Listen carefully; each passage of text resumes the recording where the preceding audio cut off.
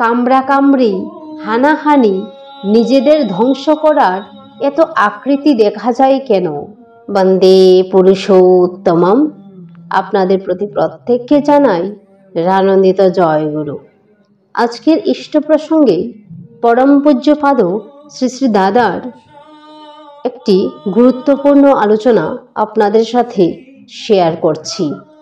আপনারা নিজেদের ভালোবাসেন, ভালো যেখানে প্রাণের স্পন্দন আছে সেই সত্তাকেই আপনারা ভালোবাসেন। সে যে কোনো সম্প্রদায়ের লোক হোক না, যে কোনো জাতির লোক হোক না, যে কোনো ভাষাভাষী মানুষই হোক না, প্রত্যেকে প্রতি প্রত্যেকে পরম আত্মীয়। একই প্রাণলীলা করছে প্রত্যেকের মধ্যে। ধরেন সম্প্রদায়, এই সম্প্রদায় একজন মহাপুরুষকে কেন্দ্র করে আবর্তিত হচ্ছে। এই মহাপুরুষরা সকলেই কিন্তু ঈশ্বরের দিকেই মানুষকে নিয়ে যান। একই প্রেরণা, সময় এবং প্রয়োজন অনুযায়ী হয়তো তাদের উপদেশের মধ্যে কিছু পার্থক্য থাকতে পারে, কিন্তু একই ঈশ্বরীয় প্রতিকার স্ফুরণ তাদের মধ্যে দেখা যায়।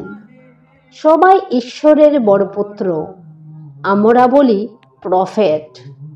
একজন হিন্দু, একজন মুসলমান এবং খ্রিস্টান বা বৌদ্ধ, তার মধ্যে ফারাক কোথায়? কিছুই ফারাক নেই। বুদ্ধদেবকে যারা পরম গুরু বলে গ্রহণ করে তারা বৌদ্ধ, খ্রাইস্টকে যারা মেনে চলে তারা খ্রিস্টান। এই তো পার্থক্য। এর জন্যে কামড়াকামড়ি, হানাহানি, নিজেদের ধ্বংস করার এত আকৃতি দেখা যায় কেন? বর্তমান পুরুষোত্তম ভূতপূর্ব পুরুষোত্তমদের fulfiller, the greatest fulfiller of all the past prophets. এই তো, যে বৌদ্ধ সে দীক্ষা নিয়ে বৌদ্ধই থাকে, অন্য কিছুতে পরিবর্তন তার ঘটে না। খ্রিস্টানও তাই, খ্রিস্টান যে সে খ্রিস্টানই থাকে।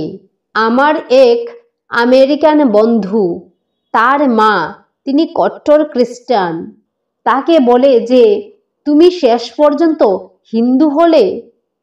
সে বলে আমি হিন্দু হইনি, আমি ঠাকুরকে অ্যাকসেপ্ট করেছি as the guide of my life. আর ঠাকুরের কাছে এসে আমি যীশু খ্রিস্টের প্রয়োজনীয়তা আমার জীবনে কতটা বুঝতে শিখেছি, তাকে ভালোবাসতে শিখেছি। ঠাকুরকে যারা গ্রহণ করেছে তারা এমনি ছোট ছোট পার্থক্য ভুলে একত্রে জীবন বৃদ্ধিতে নিজেদের উন্নতি করে তোলে। জয় গুরু।